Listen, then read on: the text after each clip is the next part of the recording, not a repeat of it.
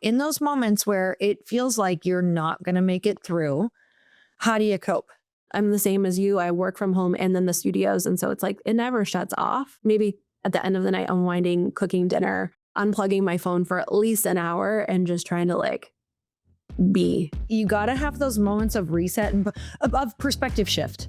Yeah. Because you can get so low into these things that, like you said, they feel like a huge deal, but they're actually, in the grand scheme, when you talk to other entrepreneurs, they're not that big of a deal. If you own a business, this is literally everybody's every day, and somehow that craziness makes me feel normal.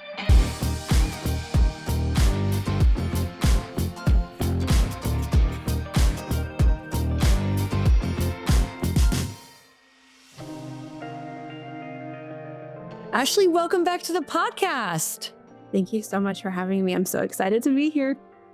I can't wait because you are, now you're a resident Pilates girl on the podcast.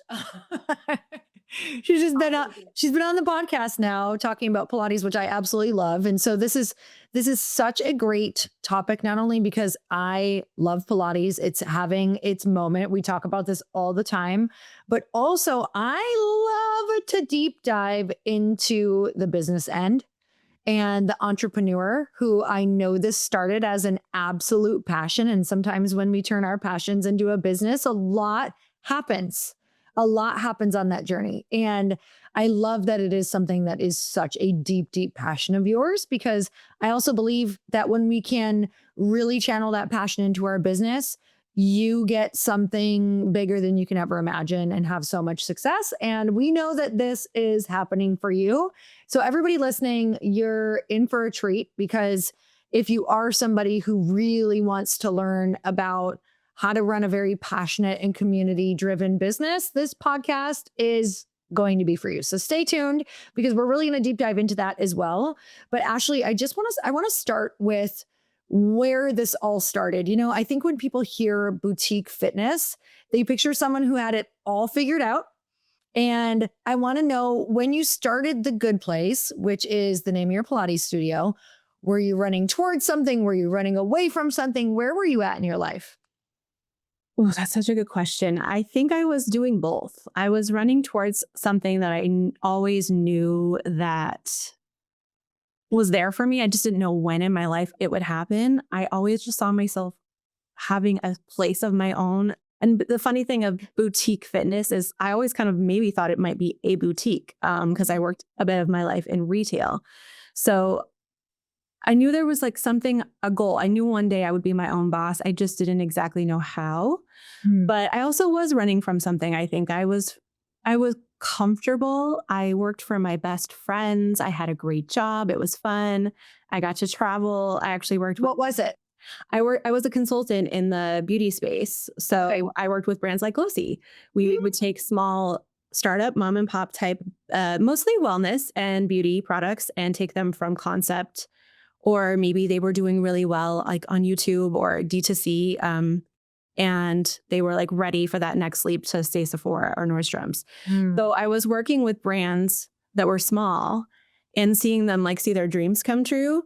And I wanted a piece of that. But I was, when I say running from that, I don't think it was because it was negative. It was just that it was comfortable and I just felt fine. Like life was fine. And when you're in your late 30s heading into a new decade, you're like, what am I doing? Like, so running, but not like, I wasn't running fast because I was fine. So I was waiting for the right thing, the right like boutique or the right brand, the right story. I was always researching. I was listening to podcasts like yours. I looked into so many franchises. I looked into I knew the game of the beauty world and the supplement land. And I could see how hard that really truly is. And I thought that might be something I could do with a partner, but I didn't think I could do that on my own. So that was never really the draw, but I always loved like my background way back as like a child. And like my first job was a dance studio. So I think like group fitness and like that kind of group movement has just always stuck with me. And I always felt happiest in a group fitness class. But even still, I just wasn't sure. And I really thought about a cycling studio for a really long time. I have like 5 or 6 URLs like sitting in my GoDaddy account. Like I was ready for it. And then COVID happened. And then I was like, whew, like I dodged that bullet, like still just happy, still fine. And then I took my first reformer class and I was like, that's it. It is You literally knew that first class. Yeah, I did. I really did. Why? What about it made you feel that way? It was like, I think and this is, I think, why I can like, I'm so always excited about Pilates, but I'm just like, it was that perfect combination of, it was hard, it challenged me, but it wasn't like overwhelming where I felt like, oh my gosh, that was too much. It was with a group, there was loud music, and which is what I love about spin class. And I just left there feeling like, oh my gosh, like that was so much fun. It was kind of like dance, kind of like cardio, kind of like weightlift. It was like all my favorite things in one like perfect package. And it was hard to get into the class. There was a wait list. And the class itself was probably fine, but the studio was like, they could have cared less that I was there. So I was like, oh, my business mind was like, opportunity, hard to get into. Obviously, people like it, but I don't think a lot of people know about it. And including myself, like it was a friend who referred me. So I took that class and I came home and I told my husband, like, this is my spin studio. This is my business. And he's very sweet. And he was like, okay, sure. But I did We love him. Yeah, we love him. I went and did my due diligence. I took classes all around town and made sure that I was like, it wasn't a one-off. Wait, how many did you do? Like what? I probably took like 7 classes. Okay. All at different studios. And probably by the 3rd class, I'd already started reaching out to teacher training programs. Wow. There wasn't many, but there happened to be one that was literally like, I bet it's 2 miles away from my house. And she was starting next week. And I sent her an email and I was like, is it weird? Can I do teacher training without having a lot of Pilates experience? I just had my first class last week, and my first class with her, I went and tried their studio, obviously, when I found they had a teacher training. And of course, like as many business owners would, they were like, sure, like, we'll take your money. Like, but like, no problem. We can teach you. Yeah. But I think she probably was just like, oh, this girl isn't serious, but I showed up. So it was like me and 5 other girls. This was still during COVID. We were still masked. And a lot of them had experience in Pilates and movement. And I had obviously a little bit of, I've worked out most of my life, but not like seriously. So I felt kind of like a fish out of water. But at the same time, I was so excited and I had a vision. And I told them on, when you introduce yourself in the circle, like, why are you here? And I'm like, well, I love this. And I want to own one of these, when we're done. And they're just like, sure. Okay. Great. And a couple of them still work for me now. So it's really fun. That's amazing. Okay. So I want to talk about that entrepreneur brain for a minute, because for a lot of people, they would be like, okay, well, I don't have a background in this. Like I'm having massive like imposter syndrome happening. Like now I'm in this class with these people who know Pilates really well. Where do you think that came from, and how do you nurture that like let's go for it mindset? Because it also makes me wonder, do you think everyone is an entrepreneur, or should some people not be? I do. I think that I'm really lucky that what I say is that I kind of learned by watching. I'm really lucky. My parents were like very go-getters. They came from nothing type of hustle. So like they always worked hard, but they worked for other people. But my first job, essentially I went to cosmetology school. So my first job was with a small business. Actually, shout out to my essentially first boss is Angie K, who's on The Housewives. She owns the salons in Salt Lake City. So that was my first job, watching them build their business into a small empire. And then while I was going back to college, another entrepreneur I was his personal assistant. And I saw what he did well and his mistakes. And none of this was on purpose. It just, I happened to always work for small business owners. And then the consulting firm was my best friends, but they were also just working for themselves. And so I feel like I learned a lot by observation and watching. And with small businesses, you see the failures you don't see that, obviously with corporations, you don't even know that. They sweep it under the rug, or you hear about it later. But with a small business, one misstep is devastating. And so I think I saw a lot of it firsthand, and saw a lot of like small teams bear down through hard things. And so I didn't really think about how it would prepare me for now, but that is definitely what I think for somebody who like is leaving a 9 to 5, a W-2 type job, to step into these type of shoes is probably almost impossible, because I'm finding it almost impossible, and I've seen people make it through. So no, I don't think everyone is meant for it. And that there are days that I don't know that I'm meant for it.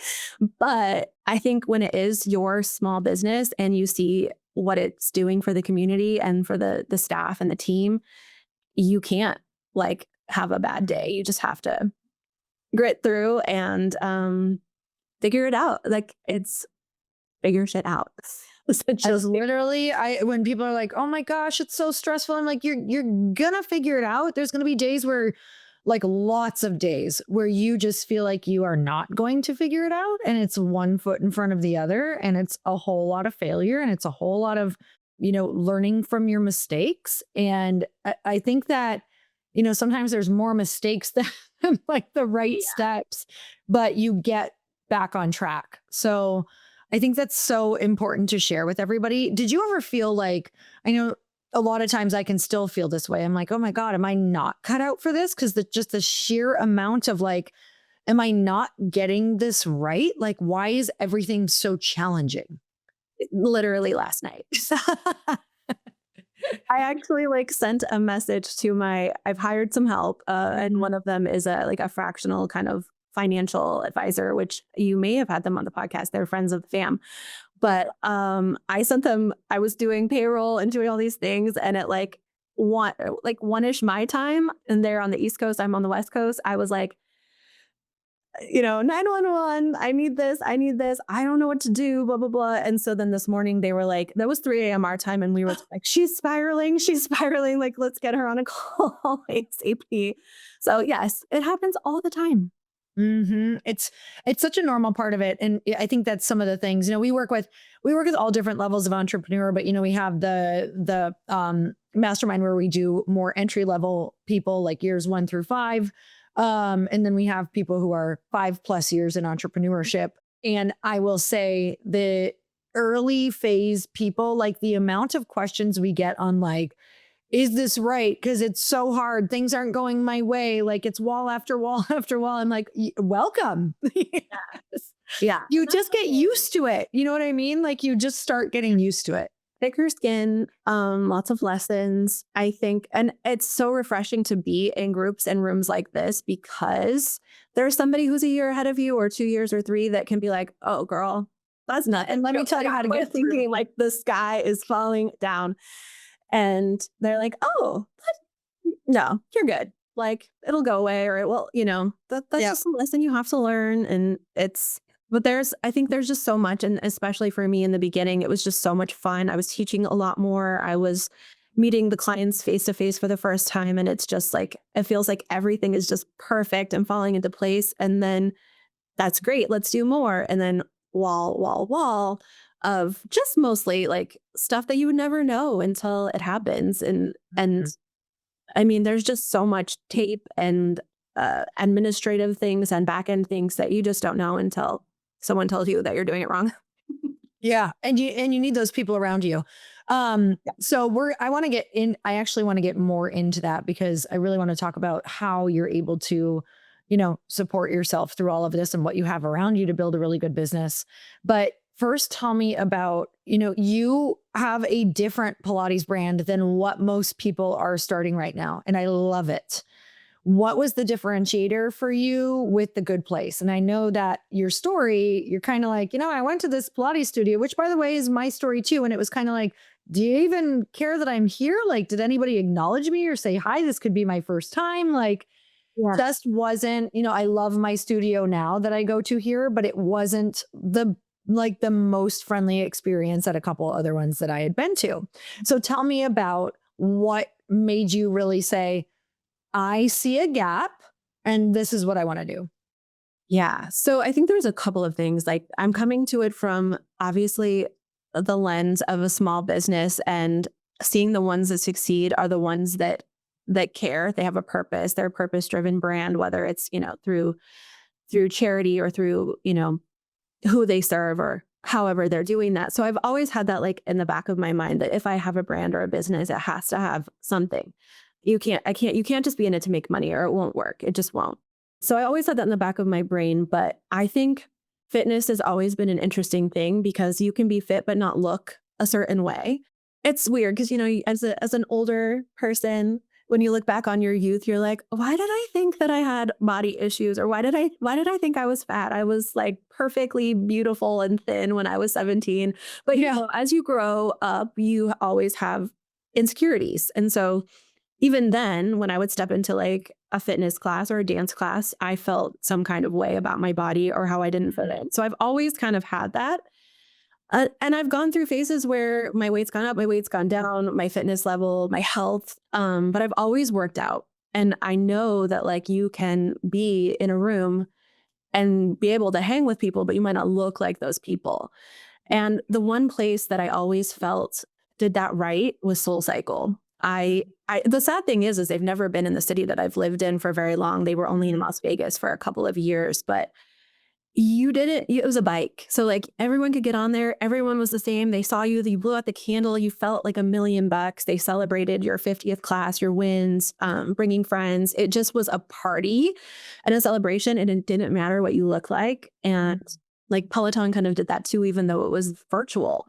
So I knew there was a way to make people feel good, but I wasn't seeing it in other, even gyms, like walking into certain gyms, and especially in Las Vegas, it's a very beautiful city. It's always been intimidating. So when I found the Pilates, and that's probably why I'd never stepped into one in the first place, is I just didn't see myself in that space. So when I felt it in my body and knew how great it was, I'm like, okay, so now I can take the things that I love about feeling inclusive and combine it with something that's going to make people feel like rock stars when they're done, and combine the two things. And Pilates really traditionally has been for a very specific clientele. And now that it's popular, it's kind of reinforcing that. And it's just, and if beautiful people do Pilates, that's awesome. But I want all people to feel like they can find their space with us. And it's just too wonderful of a modality and an exercise and a movement, whatever you want to classify it as, to like only have a certain group of people doing it. That's just a shame. So that's kind of where the Good Place. Yeah. So what are you doing different? How does that look in the tactical day to day? I think that's a lot of things. And we did touch on this a little bit before.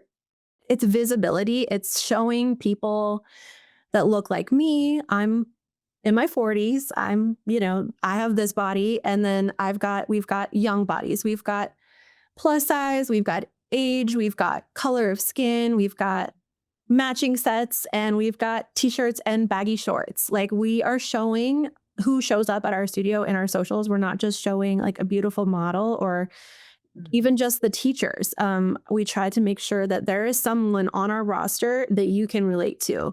And it doesn't even necessarily have to be the way you look. It might be the style of music that you like. Because some people like to come in and listen to like trap music, and some people like to come in and listen to like Rufus Du Sol.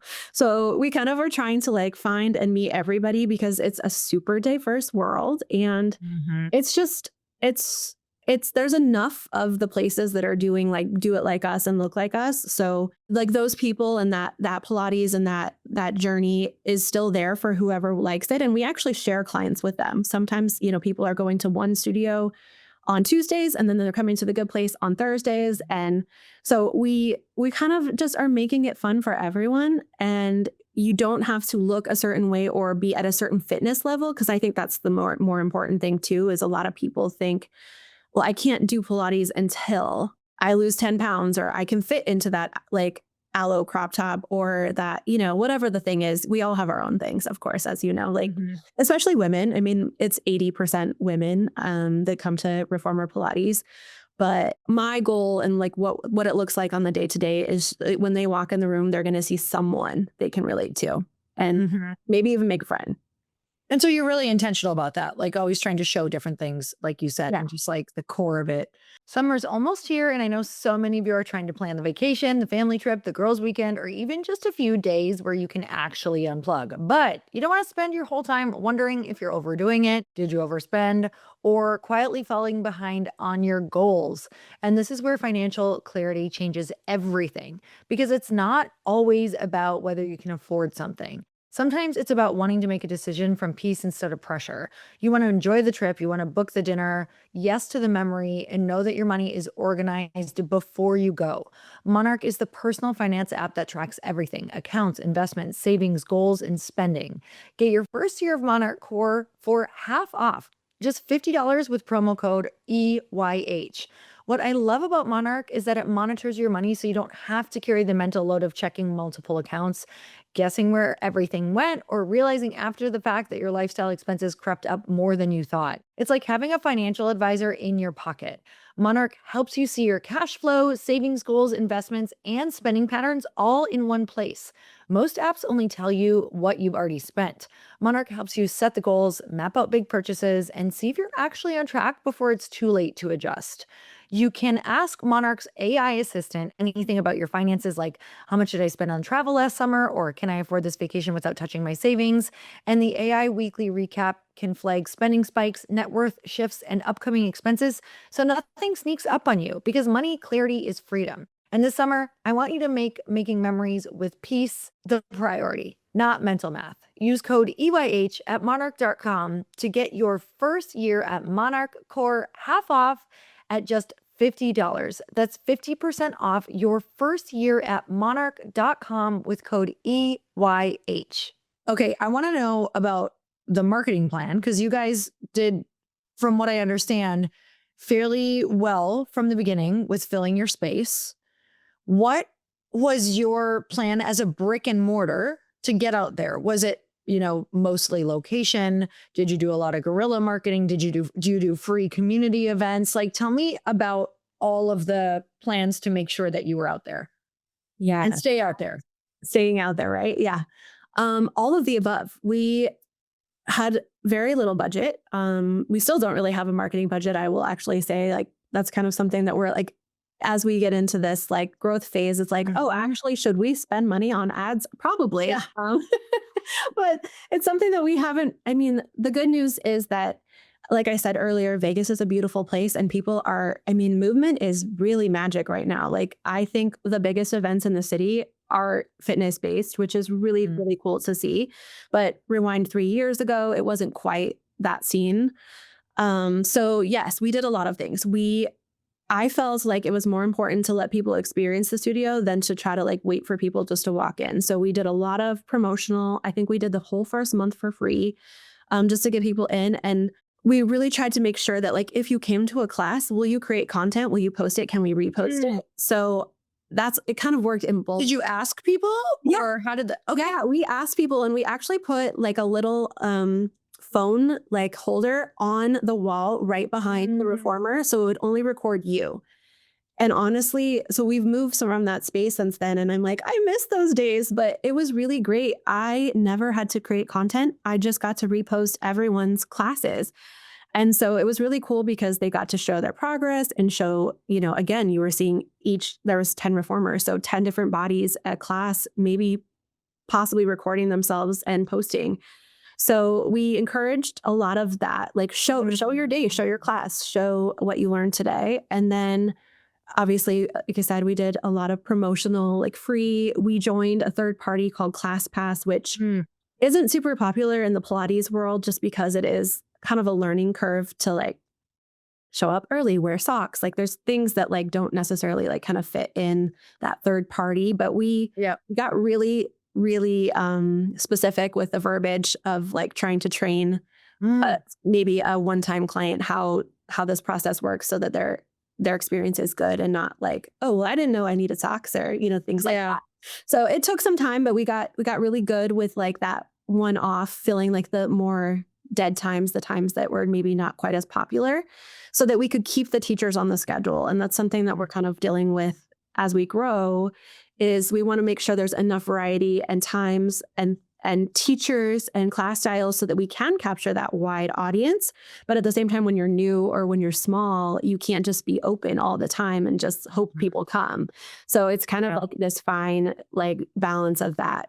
And then what you mentioned is the biggest thing that I think for our brick and mortar, and I think probably really everyone should be doing this, is community events, like getting involved with charity, getting involved with like-minded businesses. So in Pilates space, it's wellness, it's beauty, it's lots of service-based industry. We've got like ladies and small business owners that are doing anything from like drip IVs all the way to like threading and waxing, t-shirt companies. Like we have a local girl who makes swimsuits. We've got jewelry, the bonded jewelry, all kinds of fun things that kind of just have the same customer base as us. So it's a win-win for us all to work together and host really fun events. I love that. So what's been one of the biggest struggles within that? Because you went from one location to multiple locations. And what would you say has been just a blaring, like top 3 things maybe you didn't expect, but that have been challenges that you really have had to focus on? The growth of staff. Okay. That's been the hardest for various reasons. Obviously, like the paperwork of it, the adding, just capturing everybody's their teachers. So it's like we're getting their insurance. We need their bio. Do we have an updated photo? Do we can we get you into our like subbing list so that you can like respond and get into a class when you have free time? So there's like the admin side of more staff, and then there's the personality side of more staff. And there's, for me, and I think a lot of small business owners will relate to this, but there's the empathy and the personal side of that is you kind of start to learn that I can't I want all of them to be happy and my best friend and all of these things. And when we were small, it was really easy to stay in touch and close and know everyone's life and what's going on. And as we grow and I can't be in 3 places at once, that kind of separates. And that's very natural, but it's hard. I feel like we've had lots of breakups and lots of, not really, but like it feels like that to me in my heart and soul when they move on to another studio or they move or have a baby or come off the schedule or various reasons, move on or schedule change. And they're like my children now. So that's been hard. I was not expecting the like business Ashley and the Pilates teacher Ashley having little bit of like disconnect and having to separate the two. And that's been my biggest learning. It's been hard. Especially because it's happened fast. We're only, we're exactly like 3.5 years open and 3 locations and growing. What do you do to like manage those emotions? Because I think that, as women, it's one of our superpowers in business because we can like feel what we should do, where we should go, what's going on with that person, what attention they need, but it can also be like an Achilles heel where it can really like one problem with one person or multiple people can really try to take you down for the day. How have you learned to compartmentalize? Like, what do you do? Do you talk to people? Do you have a practice? What do you do? I think I'm still learning that because I still am like every little thing like really like kind of breaks your heart, like just like losing a friend or having like a little disagreement with a friend. And it's hard. It's been hard. I've obviously had to get very thick skin because not everyone's going to love you and not everyone's going to love the business decisions that you make. And like I said, we were just, so it's such a happy, it's called the Good Place. Like we have this energy of positivity. So when these things that I perceive to feel negative happen, it's hard. It really takes me down. I'm not a person who tends to outwardly, I think, show the sadness or the depression or the things that are heavy. But I think what I've learned in the last year, especially because this is when it's really gotten hard, is that some of it is just like, I have to it's business and not everyone's, going to be with us in our business. And if I think of like when I was someone's employee or when I was working somewhere and I made the decision to leave or change or didn't agree with my boss or whatever, was it the end of my world? No. So it's like, I have to kind of like step back and just think like, okay, this hurts a lot, but it's it's just business and tomorrow's a new day. And then obviously starting to build up a team that is supporting me, because I think just you just can't be that one person to everyone. And I think that's where like it was really feeling heavy. So we're just slowly starting to kind of build a support team for me so that I'm just not having to like do and feel it all. I mean, I still do, but it's kind of helping to just like, okay, well, how are we all going to like get through this, or like what should we try to do to avoid this in the future, so it's a more we versus me, because I think like I am the founder of the Good Place, but it is a collective, and I can't take all of the good and all of the bad, like we have to kind of like spread the good, the positive, and the pain like across the team. I mean, but it's hard because you want to do it all and you want to be it all and take all of the, I mean, just like I think if you had children, like you want to feel their hurt, so it's hard. I will not say that I have that figured out yet. Yeah, I'm sure to the extent that I think you gain strength. Like it may feel, I know for me personally too, and from what I'm even hearing in your voice is like, it's still hard, but somehow you gain more strength and capacity for sure. Because what was hard to you when you had one place is now like you're managing it with multiple places. So it's just a very different, it's like you don't necessarily realize your capacity has grown. What would you say, to the Ashley that first started this? What would you go back and say that like, or what would the Ashley that first started this go back and say to you now? Like, what is she proud of you for now that she's seen everything that you've done? Ooh. So past Ashley would be like in awe. Like past Ashley just saw one beautiful, fun studio and like loving every day of her life. So, I mean, I definitely thought there was something that this could be like bigger, like, than just one space. But I really just wanted to have, like I said earlier, like one boutique, one space for me to just go to work and be happy and like come home and contribute and be happy. So past Ashley would be like, holy cow, like, look what you've done, look what you've grown. And even just like I was saying earlier about panicking and spiraling about big problems, but think of how many people's lives we touch every day. I was just doing the math, and we're hosting about 330 classes a week. Like that's insane. Wow. Yeah. So it's just like, think of all the people that we're helping, and think of all of the teachers and the front desk and, people that were actually contributing to like their household income. Like she would be very proud. She thought that like Ashley would be benefiting from the Good Place. And obviously now we see that there's many people who are benefiting, whether it's through movement or through financial stability or through a career path that they never thought they would have. Because we also have our teacher training. There's just a lot of cool things that I don't think past Ashley even dreamed of. So was there a moment during this that you were like, I think we got to call it? Like, did you have a messy middle moment that was just brutal? Wait, tell me. I mean, yes, it's happened a few times. I think when everything when it's like a first. So like the first big like plumbing fiasco. Yeah. $12,000. Brick and mortar. Yep. Not prepared for this at all. That one. Stuff like that. Legal things, like the first time, you have to call a lawyer is, I want to just burn it all down. That's the one that like, especially with what I was saying earlier, I have to separate like the Ashley who's here for Pilates and movement and the Ashley who's just handling business. And I also just, we got to just not take those things personally. It's just really, really hard. So those are the days. And then just, some days are just hard. Like, it's like someone's car breaks down, someone's sick, the toilet overflows, this, that. And it's just like, I can't anymore. I just can't. I can't.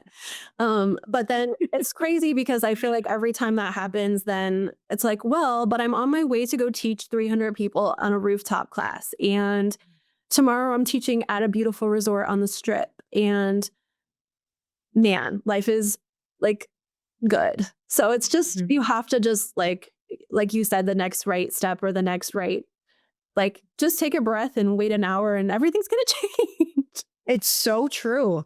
So is that something that you do like, cause here's the thing is you have to be at a physical location too. And, I have team that works in my house and it's kind of like, I don't always get the luxury to be like, oh, I'm going to call it at 3 p.m. It's like, I have to like literally have these moments where I'm like, you're going to go breathe or you're going to just take a beat, tell them you need to go for a little walk or whatever that looks like, because it really is just learning to manage emotions. I'm sure that it's very helpful with being able to take a class or be in that environment, but what is that thing that you do? Do you tell people? Do you take a minute? Do you go for a walk in those moments where it feels like you're not going to make it through? How do you cope? Again, still trying to figure that one out. I wish I took more classes. That would be really great. But it's Yeah. hard because when you go to class, like then they want to chat. But my mom is like my rock and she works for us. So I can tell her a lot and she gets it. So I do call my mom a lot. That is one for me. That It's is huge. really nice. And then my husband works for a huge corporation, completely unrelated. And so he's seen so much wild, crazy business stuff that usually when I tell him something, he'll give me that same advice. Like the mentorship group will, that's just like, oh, this is okay. You'll like, it happens all the time. You'll get through it. And he's just very steady and calm. So I have two really great sounding boards. But yeah, for me, I think it's just like, I'm the same as you. I work from home and then the studios. And so it's like, it never shuts off Hmm. ever. So I need to be better about that. But usually, like maybe at the end of the night, unwinding, cooking dinner, like just kind of like unplugging my phone for at least an hour and just trying to like be for a second. Yeah. Yeah. That's huge for me. I'm like, no matter what is going on, we have a dog walk like every single night that I'm like, nope, I'm going to leave the phone behind. I'm going to remember that life is good. I love where I live. I'm taking a walk. Like you got to have those moments of reset and of perspective shift Yeah. because you can get so low into these things that, like you said, they feel like a huge deal, but they're actually in the grand scheme. When you talk to other entrepreneurs, they're not that big of a deal. Like they will go by and they're normal. And so the more that I've been around other entrepreneurs and you're in our mastermind and we have that mastermind and another one, the more that I just hear about all of it, I'm like, this is everybody's every day. If you own a business, this is literally everybody's every day. And somehow that craziness makes me feel normal. Trust me when I say that starting something new isn't just hard, it's terrifying. And I know that you know this because so much work goes into the thing that you're not even entirely sure will work out. And all your bets are on yourself. It can be really hard to make that leap of faith. Trust me, I totally get it. When I started Glossy and when I started this podcast, I wasn't even sure what I was doing. You wonder if anyone's going to listen, if anyone's going to buy your product. What if I make a fool of myself? Who's going to judge me? All of the things run through your head.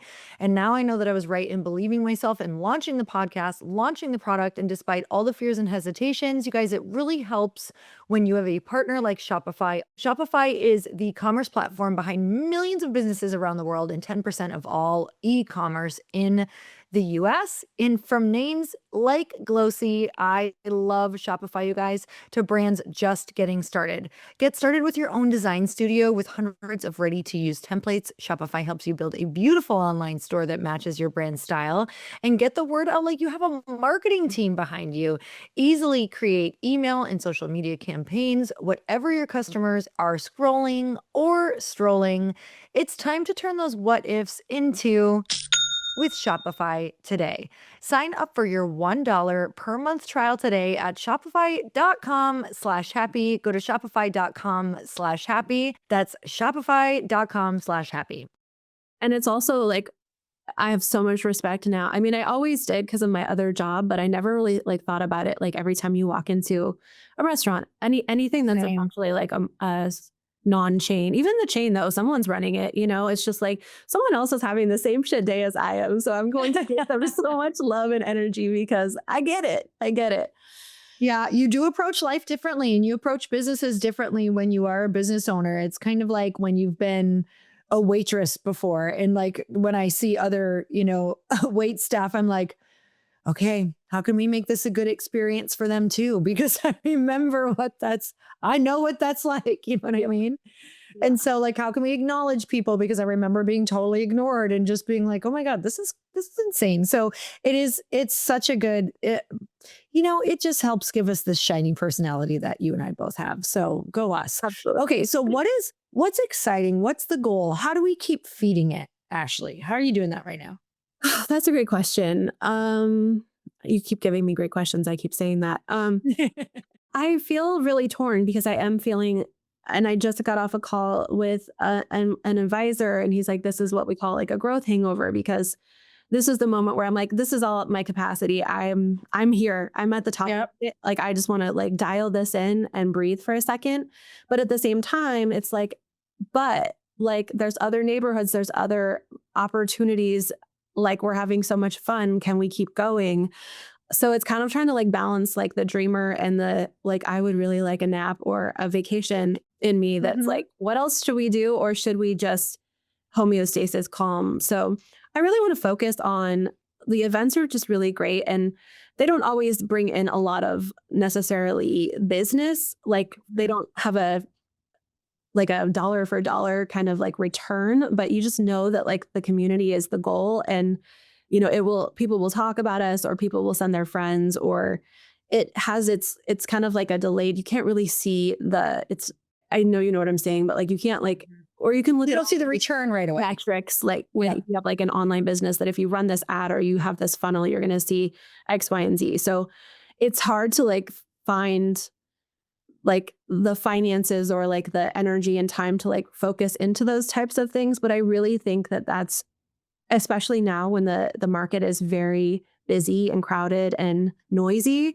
that if we really just keep leaning into our community, and whether, the events are super like high profit or they're more just to like build community, I think that's really where I want to focus. And then we have a teacher training, and because Pilates is booming, like there's always going to be this need for new teachers. And I really love teaching the teachers. It's really a passion of mine. And I am also able to instill onto them some of what I'm talking to you about is, if you do want to do this, like, here's some tools, because just like with any trade, you learn how to do the thing, but you don't learn how to sell it. I kind of like to think that my teacher training has that element of like the real talk and like real world experience that you wouldn't get if you just did a classical Pilates training. So I want teacher training, community events, and then just kind of deciding if there's a neighborhood or an opportunity in Las Vegas that makes sense for us to expand to. We'll find it when it develops itself. If there were 10 of you, what would you be doing? Literally. Because I know that, the interesting thing with entrepreneurship is like, okay, I think this with Glossy all the time. I'm like, well, I got it to here. If I could find someone who understands scaling in this way, then, I know this has the potential to be everything that I've ever dreamed it to be. So if there were 10 of you, like, what would that vision look like? Yeah, if there were 10 of us, I can already think of markets I would really love to be in that are not too far from, like, there's St. George in Utah, which is just like 2 hours away. And I'm from Utah. So like, I would really love to eventually maybe St. George, maybe Salt Lake. And then Arizona is really adjacent. And I keep hearing from people like, we would love something like this here. So like, yes, I would love to be in probably 2 other states like that are close enough that I feel like we could keep an eye on like the brand, those, because I think that if you just like license it or franchise it and give it away, it won't be the same. But I think that like we could expand with 10 of me into like some close markets. And I would love to go online. I would love to like, maybe have a virtual training or work with us virtually. I think there's a lot of opportunity there. Photo shoots, maybe brand partnerships with Glossy, things like that. If there were 10 of me and 10 times 24 more hours in the day. I know. Okay. So the vision is there. Like, the vision is there. It is literally always the fight of, like you had said, like, is this the life that I want with it? Tell me a little bit about that too, because have you gone back and forth with like, what is enough? Is the vision actually what I want? By the way, I actually hate that question. Like, when is it enough? I hate it. I don't know. You decide, because you can have whatever the hell you want. Yeah. All of us that have entrepreneurial minds are like, nothing's ever enough, right? No, like, I want to keep building. Yeah. Because I'm a builder. I think about this a lot because we have expanded like pretty rapidly for a small business with zero investors or background in business. Insane. Yeah. But people ask, okay, well, so like, what's next? What's next? What's next? Like, are you going to have a franchise? Are you going to have 10 of these? And I agree with you. It's like, okay, well, we probably could, but will I ever, like, will I get to see, like, I don't know. I mean, there's just so much. I don't have children. So Mhm. it's like, it's good and bad where it's like, I don't have that to like force me to slow down or stop. Right. But I just, it's like that curse of like the childless workers, like we just work, work, work, work, work. Have pets, but Yeah. and then my husband's also a workaholic. We're just like you and Chris. And so I would love for us to stop and smell the roses and, maybe does that look like, I mean, I think the goal is that I would really love to keep expanding, but I would really love to find a really amazing team that can take over for me and then I could be more like advisory capacity so that I can like enjoy the rest of my 40s and travel and do some things that I've never done because either A, I couldn't afford it or B, I didn't have time. And so, Yeah. you just hear so many people say like, what was it all for if I'm, 70 and never been anywhere or Mhm. taken a day off? I mean, most of my time off I take to go spend with masterminds and business, which is awesome, but that's not a real vacation. Yeah. So it's like, Yeah. but I love it. So it's like, I don't know. It's hard. It's a hard Yeah. for people like us. Are there people that you have around you to keep you on par with that vision and those gut checks? Because I totally, there have been times in my life where I'm like, I just kept running and running and running. To what extent? Like, it was really at the extent of like my health and friendships and family for sure. Yeah. I know that you have some advisors in your life. Who do you keep around you to just keep that all in check? Well, I think that the most recent hires I've made in the past few months have been really good for that. Some of them were people that were already working for us that we've kind of grown into the role. Awesome. So I've got some like honest and young, fresh minds that are like, Ashley, stop. And Mhm. then my husband, even though we're equally workaholics, like he really truly has like he wants to have a hard stop. He's working really hard for a goal of, within X amount of years, not like a dead set, like we have to retire when we're 50, but Mhm. there is a place where he's like, we are working so hard that I think there's going to be this day, maybe when we're close to 50, that we're like, we're done. Like, we're going to just take what we have. We're going to put it in investments and like find the right ways to just then relax. So we don't just kind of open end everything. Yeah. So I have that. And then, like I said, my mom is kind of good for that. Sometimes she'll be like, girl, you need a break. You need to just go home tonight. And so, so yeah, I have a little bit of that, but I do think the new hires, I've been a lot more intentional and a lot of them are like, Ashley, I've got this. You can handle like, or you shouldn't be doing this, and that's like really what I need. Totally. We need those people around us for sure. And people who you feel like they have your back, truly. And a lot of that does come from like our expectation setting in the interview and who we're looking for, which this is a whole other segment that I'm not going to open the top on how we do that because we're towards the end here. But I want to make sure that you share with everyone anything that's coming up, anything that you're excited about. Yeah. So if you live in Las Vegas, obviously we would love to see you at the Good Place. And we do a really amazing community events. Some are free, some are really low cost. What's really cool right now is a Resorts World, which is a casino on the Strip, a partnership we're doing with them where you get to a day pass to the pool and we do a class first. And if you're from around here, or even if you're visiting, you could still come do that, even if you're staying at the Wynn or somewhere else. Is, you usually can't go to like casino pools because it's like for hotel guests. So it's kind of a fun way to get locals into like a fancy pool and have a nice pool day with friends. So that's something that's really exciting. And we're really focusing on more of that. And we have a great big giant charity event coming up at the end of the month where we're raising funds for 3 separate local charities in 3 separate factors of need, which is really cool. And just follow us at the Good Place LV. And I'm at Ashley Sue. And all along our journey. Well, you're such an inspiration. And you're also such an inspiration for a brand that truly, like I said in the beginning, just has so much passion and inclusivity and community, which I think I think community events are absolutely the future. And like you said, ROI is tough to feel in the beginning, but it's also where people upload, where they connect with other people, where they feel like a really deep impact in their life, really getting to feel like they're a part of their actual community as well. Like going to community events is one of the fastest ways I feel a part of my local community and get to meet a ton of people and see local businesses or support other local businesses. So I really think you're onto something huge with that. And I mean, you guys, if you can pop into one, if you can plan your trip around it too, or a class, you're going to love it. So Ashley, thank you so much. I'll put everything in the show notes. Go give her a follow. And you're just one of those super incredible, scrappy entrepreneurs that has made it all happen with no background. And that's who I love to talk to on these podcasts as well. So thank you so much for coming on. It was my pleasure.